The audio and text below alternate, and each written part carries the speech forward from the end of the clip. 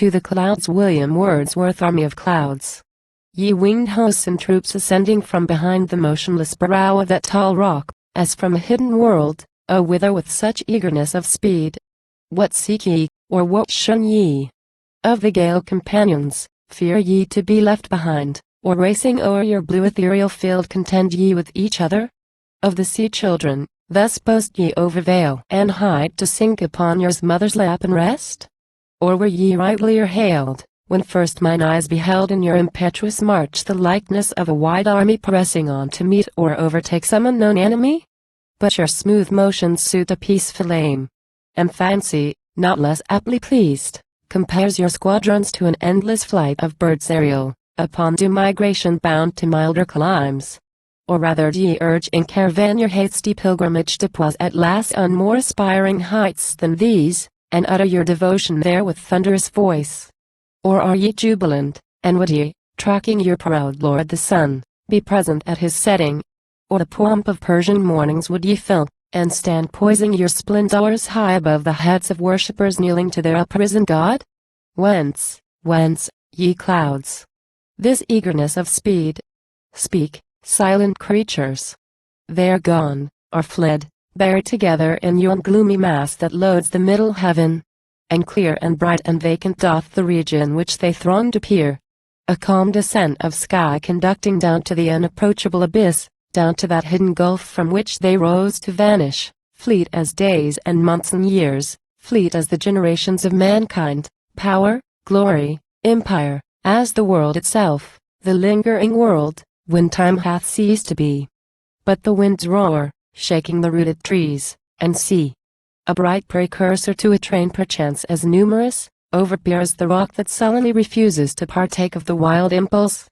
From a fount of life invisible, the long procession moves luminous or gloomy. Welcome to the vale which they are entering, welcome to mine eye that sees them, to my soul that owns in them, and in the bosom of the firmament o'er which they move, wherein they are contained, a type of her capacious self and all her restless progeny. A humble walk here is my body doomed to tread, this path, a little hoary line and faintly traced, work, shall we call it, of the shepherd's foot or of his flock? Joint vestige of them both. I pace it unrepining, for my thoughts admit no bondage and my words have wings. Where is the Orphean lyre, or druid harp, to accompany the verse? The mountain blast shall be our hand of music. He shall sweep the rocks, and quivering trees, and billowy lake, and search the fibers of the caves, and they shall answer, for our song is of the clouds and the wind loves them. And the gentle gales which by their aid reclothe the naked lawn with annual verdure, and revive the woods, and moisten the parched lips of thirsty flowers love them. And every idle breeze of air bends to the favorite burthen. Moon and stars keep their most solemn vigils when the clouds watch also, shifting peaceably their place like bands of ministering spirits, or when they lie, as if some protean art the change had wrought, in listless quiet o'er the ethereal deep scattered, a Cyclades of various shapes and all degrees of beauty. O ye lightnings!